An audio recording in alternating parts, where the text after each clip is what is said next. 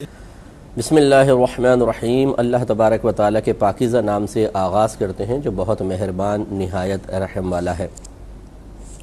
الحمدللہ درس بخاری کا سلسلہ جاری و ساری ہے۔ پچھلے پروگرام میں ہم باب لا یدری متی یجیء المطر الا اللہ اس باب تک پہنچے تھے، جس کا ترجمہ ہے کہ اللہ تبارک و تعالیٰ کے سوا کوئی نہیں جانتا کہ بارش کب ہوگی، اور اس کے تحت 1039 نمبر حدیث پاک ذکر کی تھی۔ حضرت ابن عمر رضی اللہ تعالی عنہما اس کے راوی ہیں۔ وہ بیان کرتے ہیں کہ نبی کریم صلی اللہ علیہ وسلم نے ارشاد فرمایا کہ غیب کی 5 چابیاں ہیں جن کو اللہ تبارک و تعالیٰ کے سوا کوئی نہیں جانتا۔ 5 چابی سے مراد 5 قسم کے ایسے پوشیدہ امور ہیں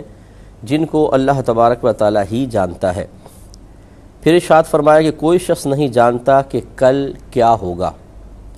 اور کوئی شخص نہیں جانتا کہ ماؤں کے پیٹوں میں کیا ہے، ماں کے رحموں میں کیا ہے، لڑکا ہے، لڑکی ہے،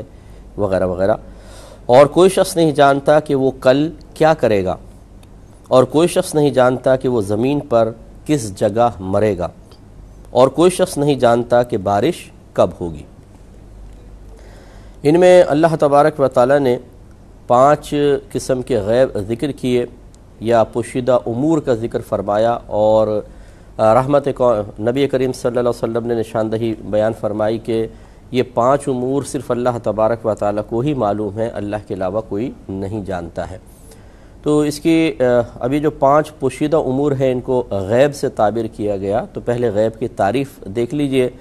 اس کے بعد پھر جو اللہ تبارک و تعالیٰ نے اپنے ماسوا سے ان علوم کی نفی کی ہے اس پہ ہم تھوڑا سا گفتگو کریں گے، اور صحیح اس کا جو محمل ہے حدیث پاک کا، یہ جو رحمت کونین صلی اللہ علیہ وسلم فرمانا چاہتے ہیں اس کی انشاءاللہ وضاحت کریں گے۔ تو سب سے پہلے غیب کی تعریف یاد رکھیں کہ غیب ان پوشیدہ امور کو کہتے ہیں کہ جنہیں آپ حواس خمسہ اور عقل کے ذریعے نہ جان سکیں، صرف اللہ تبارک و تعالیٰ کی عطا سے اس کے نبی اور ان کے واسطے سے کوئی صحابی یا ولی بتائے، یعنی نبی بتاتا ہے یا صحابی یا ولی بتاتے ہیں، لیکن اللہ تبارک و تعالیٰ کے عطا سے، اللہ کے کرم سے، وہ چیز غیب ہے۔ اب اس میں پہلے حواس خمسہ کسے کہتے ہیں؟ حواس حاسہ کی جمع ہے، اور حاسہ سے مراد ایک ایسی صلاحیت اور خوبی ہے کہ جس کے ذریعے ہم دوسری چیزوں کو جان سکتے ہیں۔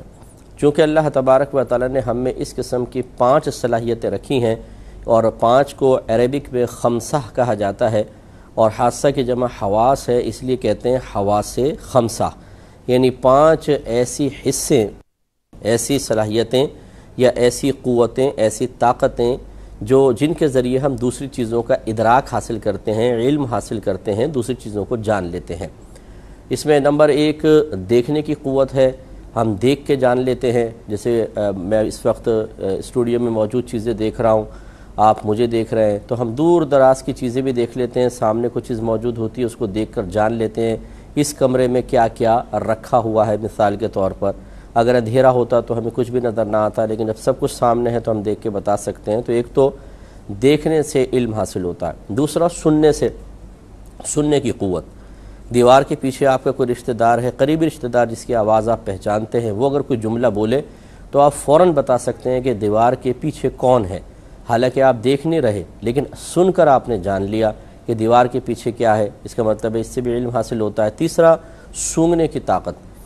کہ اگر کوئی آپ کی کہے آنکھیں بند کریں اور ایک آم آپ کی ناک کے قریب کرے کہ اس کو سونگ کے بتائیں کیا ہے، سونگ کے بتائیں، اور آپ سونگیں گے تو فوراً آپ جان جائیں گے، آپ کہیں گے یہ آم ہے، حالانکہ آنکھیں بند ہیں، آپ دیکھ نہیں رہے لیکن سونگنے سے بھی چیزوں کا ادراک ہوتا ہے۔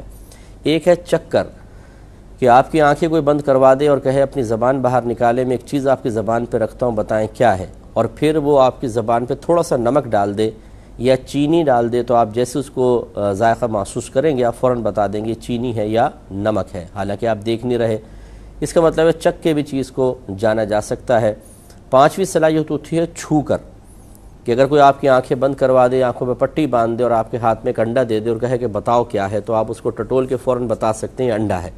حالانکہ دیکھ نہیں رہے، آپ اس کی آواز نہیں سن رہے، آپ اس کو سونگ نہیں رہے، آپ اس کو چکھ نہیں رہے، لیکن چھونے سے بھی چیزوں کا ادراک حاصل ہوتا ہے۔ اور ایک ہوتا ہے عقل کے ذریعے کسی شے کو جاننا، ایک تو اس میں قیاس آرائی آ جاتی ہے۔ مثال کے طور پر آپ کے گلی کے کونے پہ ایک فقیر ہر روز صبح 8 بجے بیٹھتا ہے، آپ کوئی آپ کے گھر میں مہمان آئے، صبح آپ جاگے، آپ نے کہا کہ دیکھو میں تمہیں اپنی ایک کرامت دکھاتا ہوں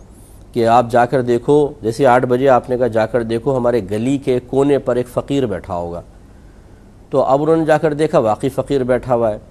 حالانکہ آپ گھر سے نکلے بھی نہیں، آپ نے بتا دیا، لیکن یہ کیا آپ اس کو یہ غیب کہلائے گا؟ غیب نہیں ہے، کیونکہ آپ نے قیاس کیا ہے، اپنی عقل سے اس چیز کو جانا ہے کہ روزانہ چونکہ آ کے بیٹھتا ہے، آج بھی بیٹھا ہوگا، تو یہ اندازہ آپ نے کر کے بتایا اور وہ صحیح ہے نکلا، لیکن یہ غیب نہیں کیونکہ عقل سے آپ نے اس چیز کو جانا۔ ایسے ہی جتنی بھی ہماری ایجادات کے ذریعے ہم کسی شے کو جان لیتے ہیں وہ بھی غیب نہیں ہوتی، یعنی وہ پوشیدہ امور کو غیب نہیں کہتے۔ جیسے الٹرا ساؤنڈ کے ذریعے ماں کے پیٹ میں جان لینا کہ لڑکا ہے یا لڑکی ہے، کس پوزیشن میں ہے، تندرست ہے، بیمار ہے، اپاہج ہے یا کامل ہے، پورا ہم جان لیتے ہیں۔ اب یہ جو ہم جان رہے ہیں، اسی طرح ڈاکٹر اسٹیتھوسکوپ لگا کر دل کی دھڑکن سنتے ہیں یا سانس کے اندر محسوس کرتے ہیں کوئی خرخراہٹ سی تو نہیں ہے، کوئی رکاوٹ تو نہیں آ رہی جس سے اندازہ ہو ہمیں سینہ جکڑا ہوا ہے فلاں، تو وہ آپ کے صرف اوپر رکھتے ہیں سینے پہ اور فوراً کہتے ہیں کہ نہیں بھی اس کے تو اندرونی کیفیت ایسی ہے یا ایسی ہے۔ تو اسی طریقے سے بعض اوقات ہم جیسے کمرے میں کوئی ریکارڈر لگا دیا ہے، اب آپ نہیں ہیں لیکن اس میں ریکارڈ ہو گیا، بعد میں آپ اس کو سنتے ہیں تو آپ بتا سکتے ہیں اس کمرے میں یہ ہوا تھا، میری غیر موجودگی میں یہ بات ہوئی تھی، لیکن کیا آپ نے یہ جب آپ کے پیٹھ پیچھے بات ہو رہی ہے آپ کی غیر موجودگی میں پھر بھی آپ اس کی اطلاع دے رہے ہیں کہ یہ غیب ہے؟ نہیں، کیونکہ آپ نے ایک آلے کے ذریعے ان کو جان لیا ہے۔ تو اب یہ جو غیب ہے بس وہ یہی ہے کہ حواس خمسہ اور عقل کے ذریعے آپ اس کو نہ جان سکیں، بلکہ اللہ تبارک و تعالیٰ کے نبی بتائیں یا ان کے بتائے سے صحابہ کرام یا اولیاء کرام بتائیں، اور نبی بھی از خود نہیں بتا سکتا۔ جو اس بات کا عقیدہ رکھے کہ کوئی بھی نبی ایک ذرے کا علم بھی اللہ کی عطا کے بغیر رکھتا ہے، وہ فوراً دائرہ اسلام سے خارج ہو جائے گا۔ اللہ تعالیٰ اپنے محبوبوں کو علم عطا فرماتا ہے۔ دیکھیں جیسے کہ قرآن عظیم میں سورہ جن آیت نمبر 26-27 میں اللہ تبارک و تعالیٰ ارشاد فرماتا ہے کہ عالم الغیب، اللہ تبارک و تعالیٰ غیب کا جاننے والا ہے، فلا یظہر علی غیبہ احدا، وہ کسی کو بھی غیب پر مطلع نہیں فرماتا۔ اس میں ٹوٹل نفی ہے، کسی کو بھی مطلع نہیں فرماتا۔ اس جملے کو اگر دیکھا جائے تو نبی بھی اس میں شامل ہیں، صحابہ کرام، اولیاء اعظام، مسلمان، کافر، ہر چیز اس میں شامل ہے۔ اللہ نے اپنے ما سوا کی نفی کر دی ہے،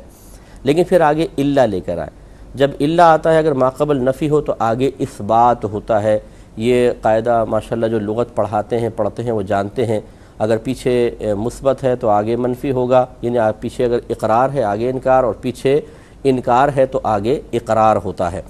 تو گویا کہ پہلے تو اللہ نے سب سے نفی کی، لیکن بعض کا استثناء فرمایا، ارشاد فرمایا کہ الا من ارتضى من رسول،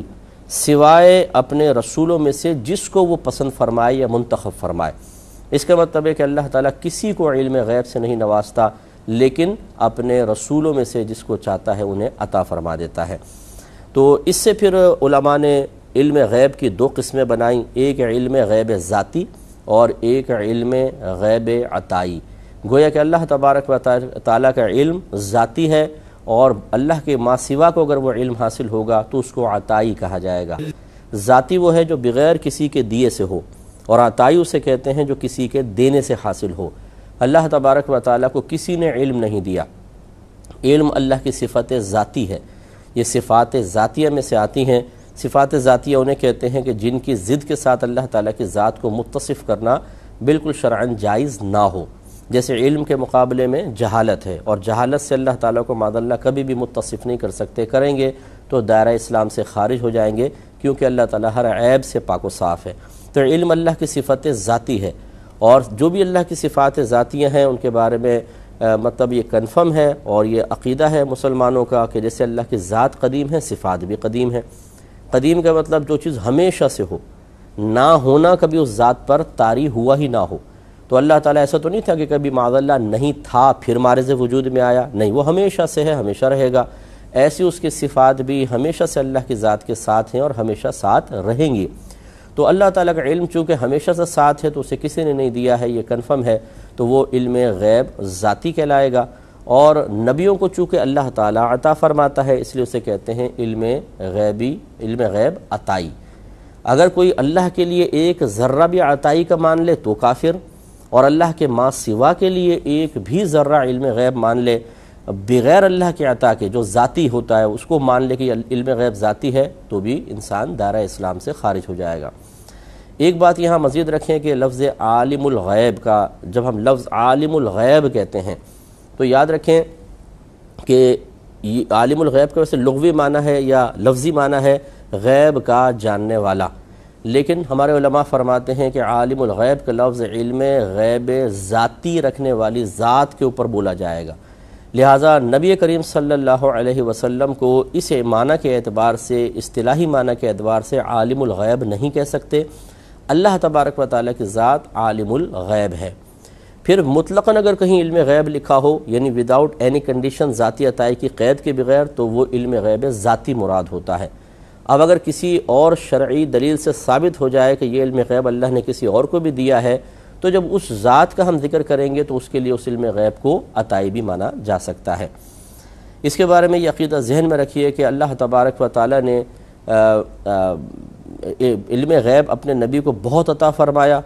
اگر ہم اپنے علوم کے اعتبار سے نبی کریم صلی اللہ علیہ وسلم کے علوم کو دیکھیں تو کوئی موازنہ نہیں ہے، کوئی مقابلہ نہیں ہے، اور رحمت کونین صلی اللہ علیہ وسلم کو اللہ تعالیٰ نے اتنے علوم کثیرہ سے نوازا ہے کہ جن کی کوئی حد ہم شمار کر ہی نہیں سکتے ہیں۔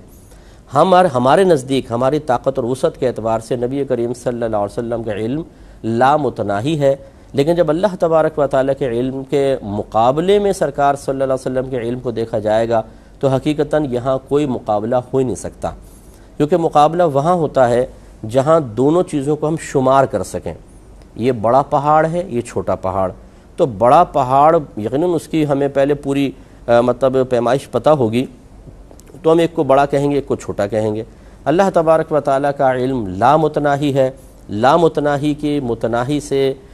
کوئی ٹکر ہوتی نہیں ہے، کوئی مقابلہ نہیں ہے، کوئی موازنہ نہیں ہے، لہٰذا یوں نہیں کہہ سکتے کہ اللہ کا علم نبی کریم صلی اللہ علیہ وسلم کے علم سے معاذ اللہ اتنا زیادہ ہے جیسے سمندر کے مقابلے میں قطرہ، غلط ہوگا، کیونکہ سمندر بھی متناہی ہوتا ہے، اس کو شمار کیا جا سکتا ہے، بلکہ ہم یوں کہیں گے کہ اللہ تعالیٰ کا علم کی کوئی انتہائی نہیں ہے، اور نبی کریم صلی اللہ علیہ وسلم کے علم مبارکہ ایک انتہا رکھتا ہے۔ لیکن جب ہم دیکھتے ہیں اپنے نبی کریم صلی اللہ علیہ وسلم کے علوم کو اپنے علم کے مقابلے میں، تو ہم بالکل ہتھیار ڈال دیتے ہیں، اس کو کہتے ہیں کہ ہم کہتے ہیں کہ سرکار کا علم اتنا وسیع ہے کہ ہم تو اس کی علم کے عین تک بھی نہیں پہنچ سکتے، لیکن ہمارا اور سرکار کا علم عطائی ہے کہ اللہ نے عطا فرمایا ہے۔ اب ذرا یہ سمجھ لیجئے کہ اللہ تعالیٰ نے اپنے ان محبوب نفوس قدسیہ کو نبی یون کے لفظ سے قرآن عظیم میں بیان فرمایا، فلاں نبی نوح ہمارے نبی ہیں، نبی کریم صلی اللہ علیہ وسلم کے لیے نبی کا لفظ آیا، تو اللہ تعالیٰ نے جو صفاتی نام اپنے ان عظیم ہستیوں کے لیے، اپنے ان عظیم بندوں کے لیے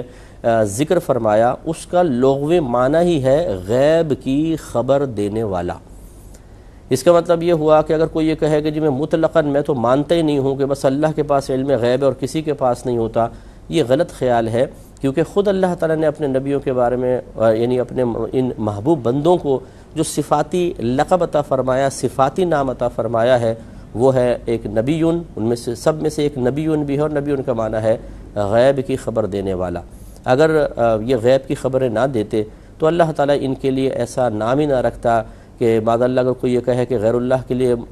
کسی بھی قسم کا علم غیب ماننا چاہے ذاتی عطائی، وہ شرک کی طرف لے جائے گا، تو اللہ تعالیٰ نے ایسا صفاتی نام ان کو کیوں دیا کہ ہمارا ذہن شرک کی طرف جائے معاذ اللہ ثم معاذ اللہ؟ تو اس لیے یاد رکھیں کہ نبیوں کو علم غیب ہوتا ہے، لیکن اللہ تعالیٰ کی عطا سے ہوتا ہے۔ اور اگر کوئی یہ کہے کہ جی نبی کو اگر نبی کے لیے علم غیب مان لے تو وہ غیب کہاں رہا؟ غیب تو پوشیدہ چیز کو کہتے ہیں، اور جب نبی کو معلوم ہو گیا تو وہ غیب نہ رہا، تو وہ تو ظاہر ہو گیا۔ تو اگر یہ اعتراض کیا جائے تو اس کا جواب یہ ہوگا کہ اللہ تبارک و تعالیٰ کو علم غیب ہے یا نہیں؟ اگر آپ کہیں گے ہے تو بتائیے اللہ تعالیٰ پر کون سی شے پوشیدہ ہے؟ اللہ تعالیٰ پر تو کائنات کا ذرہ ذرہ کوئی چیز نہیں پوشیدہ ہو ہی نہیں سکتی اللہ تعالیٰ کے لیے، تو اگر یہ قاعدہ ضابطہ بنا لیا جائے کہ اگر آپ یعنی کوئی بھی شخص اگر غیب پر مطلع ہو جائے تو وہ چیز اس کے حق میں غیب نہیں رہتی ہے یا غیب رہتی ہی نہیں ہے، تو پھر اس کا مطلب ہے کہ پھر اللہ تعالیٰ کے لیے علم غیب ماننا یا اللہ تعالیٰ کی طرف علم غیب کے حاصل ہونے کی یا علم غیب کا حامل ہونے کی نسبت کرنا یہ شرعاً درست ہوگا؟ تو جواب یہ ہوگا کہ یقیناً اللہ تعالیٰ ہر چیز کو جانتا ہے اور اس سے کوئی بھی چیز غائب نہیں ہے، لیکن جب ہم اللہ تعالیٰ کے لیے اس قسم کے امور کو غیب کہہ کر منسوب کرتے ہیں کہ اللہ تعالیٰ ان غیوب پر واقف ہے، تو وہ اللہ کی ذات کے اعتبار سے نہیں ہوتا، وہ دوسروں کی ذات کے اعتبار سے ہے، یعنی جو ہمارے حق میں غیب ہیں اللہ تعالیٰ ان کو جانتا ہے۔ ایسی اگر اب نبی کو غیب بتا دیا جائے تو نبی کو پر تو انکشاف ہو گیا کہ کیا کیا چیزیں پوشیدہ ہیں، جتنا اللہ نے ان کو علم دیا وہ چیزیں اس کے سامنے ظاہر ہو جاتی ہیں۔ اب بھی اگر ہم یہ کہتے ہیں کہ نبی کو علم غیب ہے تو وہ اپنے اعتبار سے کہتے ہیں کہ ہمارے لیے غیب ہے اور نبی کریم صلی اللہ علیہ وسلم کو اس کا علم دیا گیا، تو یہ اعتراض بھی مناسب نہیں ہے۔ پھر آپ یہ دیکھیے خود قرآن عظیم گواہی دے رہا ہے، اللہ تعالیٰ فرماتا ہے الف لام میم ذالک الکتاب لا ریب فیہ ھدی للمتقین الذین یؤمنون بالغیب، کہ الف لام میم یہ وہ ذیشان کتاب ہے جس میں شک کی کوئی گنجائش نہیں، یہ متقین کے لیے باعث ہدایت ہے۔ اب ان متقین کی چند نشانیاں اللہ نے جو ذکر فرمائی ان میں پہلی ہے الذین یؤمنون بالغیب، وہ لوگ جو غیب پر ایمان رکھتے ہیں۔ ایمان یقین کا نام ہے، اور یقین ہمیں غیب پر یقین کا مطلب کیا ہے کہ ہمارا دل تصدیق کرتا ہے، گواہی دیتا ہے کہ ہاں یہ غیب ہے، یہ چیزیں جو سرکار نے غیب فرمائی کہ یہ غیب ہیں یعنی موجود ہیں لیکن تمہاری نگاہوں کے سامنے نہیں ہیں، تم انہیں حواس خمسہ سے نہیں جان سکتے ہو، تم انہیں عقل کے ذریعے نہیں جان سکتے ہو، ان پر یقین رکھو۔ ہم ان پر یقین رکھتے ہیں تو پھر ہم متقین کی ایک نشانی حاصل کرنے میں کامیاب ہوتے ہیں۔ اس کا مطلب یہ ہوا کہ اگر نبی ہمارے سامنے کچھ چیزوں کو ذکر نہ کرے جو غیب ہے تو پھر اس پر یقین لانے نہ لانے کا امتحان کہاں رہا؟ اگر میں آپ کو یہ نہ بتاؤں کہ میری جیب میں کیا ہے تو پھر آپ اس کا کیسے یقین حاصل کریں گے؟ میں کم از کم اگر یہ بتاؤں مان لو کہ میری جیب میں فلاں چیز ہے، اب آپ کہتے ہیں چلیں صاحب آپ کہتے ہیں تو ہم گویا کہ ہمیں یقین حاصل ہو گیا، تو گویا اب میں نے جب بتایا تو پھر آپ کو یقین حاصل ہوگا نا۔ اس کا مطلب یہ ہوا کہ متقین کی نشانی یہ ہے کہ وہ غیب پر ایمان رکھتے ہیں، اور غیب پر ایمان یا غیب کا یقین تو اسی وقت حاصل ہوگا جب ان کے سامنے اس غیب کو رکھا جائے گا۔ اب بھی وہ غیب ہی رہے گا ان کے لیے، لیکن کہا جائے گا کہ چونکہ نبی فرما رہے ہیں اس لیے مان لو کہ یہ چیز ہے، ہم اس پر یقین لاتے ہیں۔ یہی ہمارا امتحان ہوتا ہے کہ ہم بغیر دیکھے نبی کے قول کی تصدیق کرتے ہیں، تو گویا کہ نبی ہمارے سامنے غیب ظاہر کرے گا، اس کی حقیقت تک ہم پہنچ سکیں نہ پہنچ سکیں، جس غیب کا ذکر کر رہے ہیں اسے ہم حواس خمسہ سے اب بھی جان سکیں یا نہ جان سکیں، لیکن ہم یقین لاتے ہیں، ہم یقین کرتے ہیں، اس پہ ایمان لاتے ہیں کہ ہاں وہ چیز ہے۔ اسی کا نام ہے ایمان اور یقین، اور وہ جو نبی ہمیں بتا رہا ہے وہ ہے غیب۔ اب اگر نبی غیب ظاہری نہ کرے اس وجہ سے کہ نبی کو علم نہیں ہوتا تو پھر یقین کس چیز پہ کریں گے؟ تو اب دیکھیے کہ اللہ تعالیٰ کی ذات غیب الغیب ہے، ہم نے اپنی آنکھوں سے نہیں دیکھا، کانوں سے نہیں سنا، کوئی اس کی خوشبو وغیرہ نہیں ہے، کوئی ہم نے اس کو معاذ اللہ چک کر نہیں دیکھا، چھو کر نہیں دیکھا، کوئی آلہ ایجاد نہیں ہوا ہے، ہم مانتے ہیں ہمارے نبی نے فرمایا غیب ہے، اللہ تعالیٰ ہے، مان لو، ہم اس پر ایمان رکھتے ہیں۔ اس لیے نبی تو آتا ہی اس لیے ہے کہ چند غیوب ہمارے سامنے ظاہر کرتا ہے اور اپنی نبوت کی دلیل کے طور پہ پیش کر کے کہتا ہے کہ ان پر ایمان لاؤ یا ایمان لانا معتبر ہے، لہٰذا نبی کے واسطے سے ہمیں بھی بعض غیوب کا علم ہوتا ہے۔ اللہ تعالیٰ عمل کی توفیق عطا فرمائے، سمجھنے کی توفیق عطا فرمائے، آمین۔ وآخر دعوانا الحمدللہ رب العالمین۔ اللہم صلی علی محمد وعلی آلہ وصحبہ وسلم۔